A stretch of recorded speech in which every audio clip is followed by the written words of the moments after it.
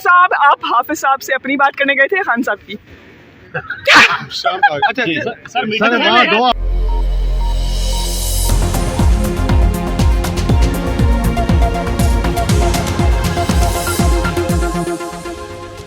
बिस्मिल्लाहिर्रहमानिर्रहीम, अस्सलाम वालेकुम। पाकिस्तान और दुनिया भर में देखने और सुनने वालों को अब्दुल कादिर का सलाम।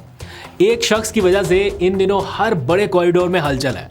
अडयाला से लेकर हाई कोर्ट तक, सुप्रीम कोर्ट से लेकर पार्लियामेंट हाउस तक और भी हर जगह दिन भर की सारी खबरें उसी एक शख्स के गिर्द घूमती है। अभी भी कुछ देर पहले पार्लियामेंट हाउस में कौमी असम्बली का इजलास था, एहतजाज हुआ, इमरान खान की तस्वीरें, इमरान खान का नाम, बाहर प्रेस टॉक्स में इमरान खान जो उनके हामी है वो भी उसी का नाम, जो मुखालफिन है वो भी उसी का नाम ले रहे हैं। खैर, खबर ये है कि इमरान खान इस वक्त लंबे खेल के लिए तैयार हैं।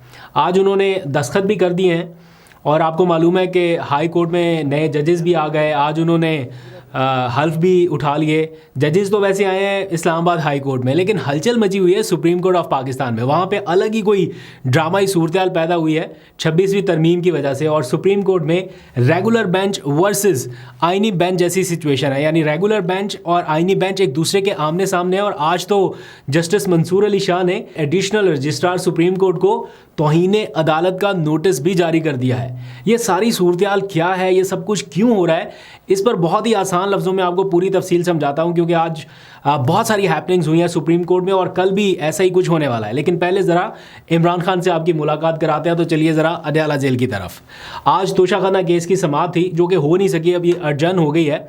लेकिन जो वहाँ पे सहाफ़ी रोज़ाना कवर करने जाते हैं उनसे जब वो वापस आते हैं तो हम पूछते हैं कि भाई अंदर क्या माहौल था, इमरान खान की बॉडी लैंग्वेज कैसी है।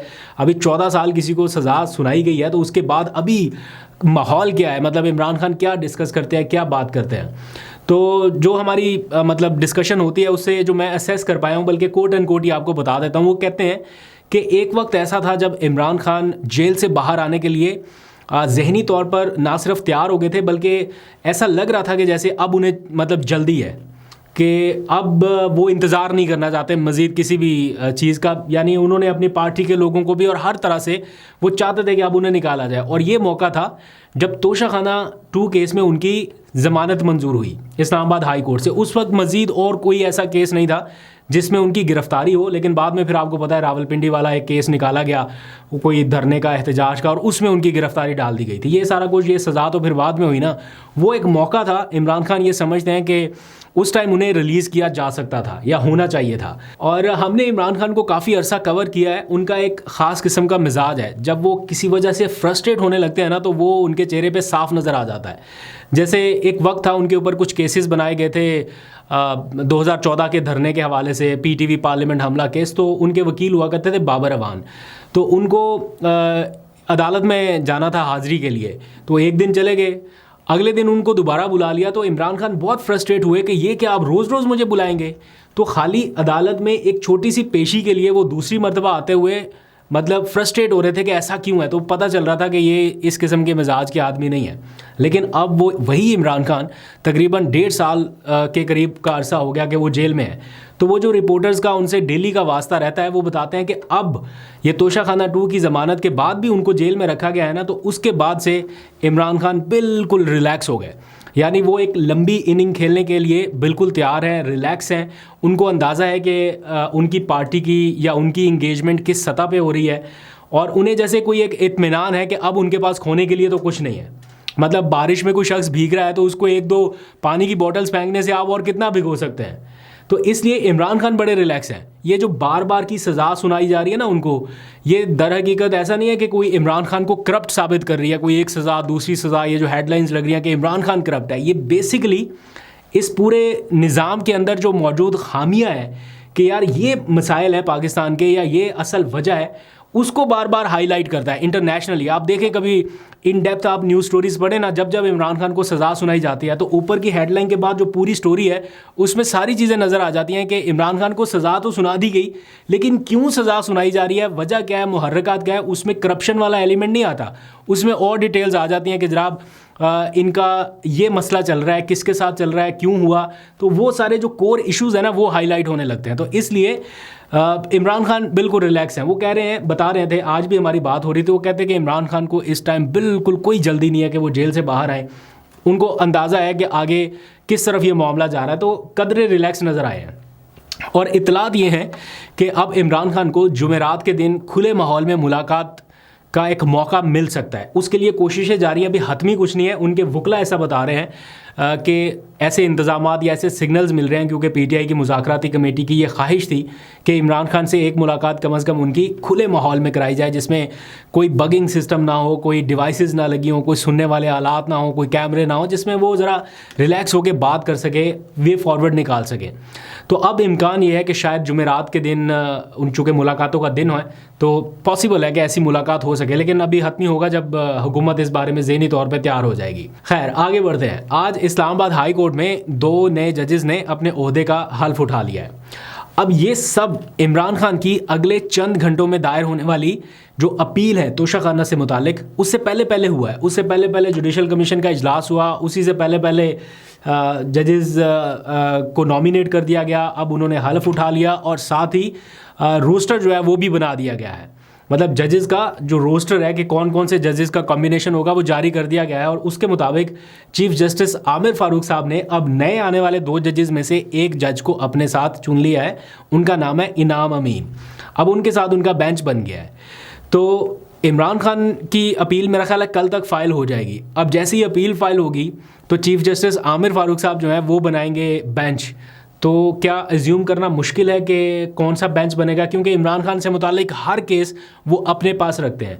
पहले उनकी मजबूरी थी कि वो बाकी के 7 जजेस में से किसी एक को उनको अपने साथ बिठाना पड़ता था, चाहते ना चाहते। लेकिन अब 2 नए जजेस आ गए हैं, तो जैसे ही 2 नए जजेस आए उन्होंने फ़ौरन से उनमें से एक को अपने साथ रख लिया और बाकी जजेस जो है उन्होंने अलग अलग वो बना दिए हैं बेंचेस। डिविजनल बेंच उसको बोलते हैं, जिसमें 2 जज साहब होते हैं। तो अब देखते हैं, आपको कल तक या परसों तक जैसी अपील फाइल होगी पता चल जाएगा कि कौन सा बेंच बनेगा। और मुझे ऐसा लगता है 99% यही चांस है कि आमिर फारूक और इनाम अमीन साहब जो हैं ये अपना बेंच बना के कार्रवाई आगे बढ़ाएंगे। अब आ जाइए ज़रा बात करते हैं सुप्रीम कोर्ट में शुरू होने वाली एक गैर मामूली पेशरफ्त के हवाले से। यानी एक ऐसा तनाज़ा है जिसकी बुनियाद है 26वीं आईनी तरमीम, और उसके नतीजे में रेगुलर बेंच और आईनी बेंच एक दूसरे के आमने सामने आ गए हैं। या यूँ कह लीजिए कि चीफ जस्टिस याह्या अफरीदी साहब जो हैं वो पहले थोड़ा सा ऐसा उनके बारे में तासुर था कि न्यूट्रलिटी है या इस तरह का, अब वो एलिमेंट थोड़ा सा ऐसा लगा कि कम हुआ। मैंने कल बताया था आपको कि असल वाक़या क्या है, थोड़ा सा रिपीट करके आपको फिर पूरा एक सीक्वेंस में बताता हूँ। कस्टम एक्ट का एक मुकदमा जस्टिस मंसूर अली शाह साहब के पास पहुँचा। 3 रुकनी बेंच था, जस्टिस मंसूर, जस्टिस आयशा मलिक और जस्टिस अकील अब्बासी। इस 3 रुकनी बेंच के सामने जब ये मुकदमा फ़िक्स हुआ तो जो मुद्दई थे उनके वकील ने कहा कि जनाब ये मुकदमा तो आप सुन नहीं सकते, ये तो सुनेगा आईनी बेंच। तो जस्टिस मंसूर अली शाह पर मुश्तमिल इस 3 रुकनी बेंच ने ये सवाल उठाया कि क्या सुप्रीम कोर्ट के किसी भी बेंच को तरमीम के ज़रिए समाअत के इख्तियार से महरूम किया जा सकता है। ये आर्टिकल 191 बनता है जिसके तहत ये महरूम कर दिया गया है इनको इस समाअत से। ये जवाब जानने के लिए उन्होंने कुछ नोटिस जारी किए थे अटॉर्नी जनरल को और बाकी जो भी मुतल्लिका लोग हैं। और इस मुकदमे की समाअत जो है वो 20 जनवरी यानी आज के दिन 1 बजे मुकर्रर की गई थी। लेकिन कल शाम ये पता चलना शुरू हुआ कि जनाब ये मुकदमा फ़िक्स नहीं होने वाला, क्योंकि इसमें 26वीं आईनी तरमीम बराह रास्त हिट हो जाती है, या वो मकसद जो जिसके लिए वो बनाई गई है वो इफ़ेक्ट हो जाएगा अगर मंसूर अली शाह साहब ने कोई ऑर्डर कर दिया। क्योंकि तरमीम अपनी जगह, सारा कुछ अपनी जगह, लेकिन अगर अदालत के किसी बेंच ने कोई ऑर्डर कर दिया, कोई जुडिशल ऑर्डर कर दिया, तो वो स्टैंड कर जाता है। यानी वो इन फील्ड ऑर्डर जो है जब तक वो ख़त्म नहीं होगा तब तक फिर आगे कुछ नहीं बढ़ सकता। तो इसलिए आज की समाअत बड़ी इंपॉर्टेंट थी। अब जब कुछ लोगों को ये लगा कि ये मुकदमा फ़िक्स हुआ तो इसके नतीजे में 26वीं तरमीम जो है वो बड़ी ख़तरे में पड़ जाएगी, तो फिर हुआ क्या, ना सिर्फ 26वीं तरमीम बल्कि चीफ जस्टिस साहब का ख़ुद का ओहदा प्लस आईनी बेंच के जो सरबरा हैं अमीनुद्दीन खान वो भी मुतासर होंगे, क्योंकि ये दोनों जो हैं वो 26वीं तरमीम के बाद इनके पास ओहदे आए हैं। तो खदशा पैदा हुआ कि ये केस तो फिक्स नहीं होने लगा। और फिर आज जब समाअत हुई तो एग्जैक्टली वही हुआ। जब अदालत लगी तो मंसूर अली शाह साहब और उनके 2 फेलो जजेस आकर बैठे तो पता चला कि ये केस उनके बेंच से निकालकर आईनी बेंच के सामने फ़िक्स कर दिया गया है, और वो भी 27 जनवरी को। जबकि बेंच फ़िक्स करने की जो कमेटी है उसमें मंसूर अली शाह साहब शामिल है और उन्हें पता ही नहीं है कि ये बेंच कैसे फ़िक्स हो गया किसी और आईनी बेंच के सामने।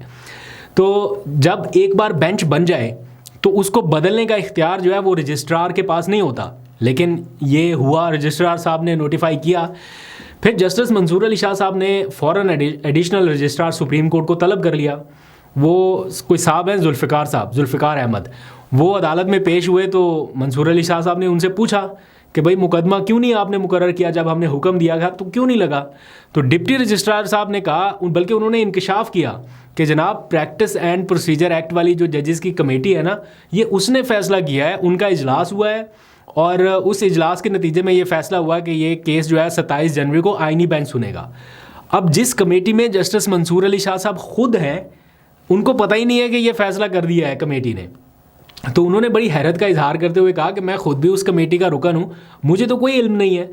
फिर जस्टिस आयशा मलिक भी बड़ी हैरान हुई और उन्होंने कहा कि जुडिशल ऑर्डर अगर आपको कोई दिया जाए तो उसको इंतज़ामी ऑर्डर कैसे अंडरमाइन कर सकता है या कैसे इग्नोर कर सकता है। यानी एक जजेस का ऑर्डर है, जुडिशल ऑर्डर, वो इन फील्ड रहेगा या कोई इंतज़ामी सतह की कोई चीज़ इन फील्ड रहेगी। ऑब्वियसली जुडिशल ऑर्डर, उसकी पावर ज़्यादा है। अब इस मामले पर जस्टिस मंसूर अली शाह ने एडिशनल रजिस्ट्रार सुप्रीम कोर्ट को तौहीन अदालत का नोटिस जारी कर दिया और हुक्म दिया है कि कल 9:30 बजे पहले नंबर पर इस केस की समाअत होगी। अब कल जब 9:30 बजे अदालत लगेगी तो सारे जर्नलिस्ट जो है वो बैठे होंगे कि आज क्या होगा। यानी कल एक नया कुछ ना कुछ माहौल होगा और कोई ना कोई नई हलचल होगी इस आज के ऑर्डर को काउंटर करने के लिए। अब देखते हैं चीफ जस्टिस साहब अब अपना अगला पत्ता क्या खेलते हैं। लेकिन सिचुएशन जो है वो बड़ी वर्स्ट हो गई है।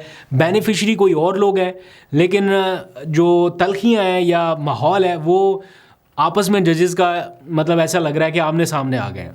अब देखते हैं क्या फर्दर होता है, आपको अपडेट कर देंगे कल। आज जस्टिस मंसूर अली शाह साहब ने इलेक्शन कमीशन को भी बड़ा मतलब एक तरह से तनकीद का निशाना बनाया है। उन्होंने आदिल बाज़ई को जो मेंबर कौमी असम्बली के तौर पे वापस बहाल किया था ना, तो वो उस फैसले का उन्होंने तहरीरी ऑर्डर जारी किया है। यानी वो जो डी-सीट करने को कल अदम किया था ना, उसका तहरीरी ऑर्डर आज जारी हुआ और उसमें लिखा गया है कि अदालती हिदायत के बावजूद इलेक्शन कमीशन ऐसा रवैया अपना रहा है जो उसके आइनी फ़राइज़ से मुताबिकत ही नहीं रखता।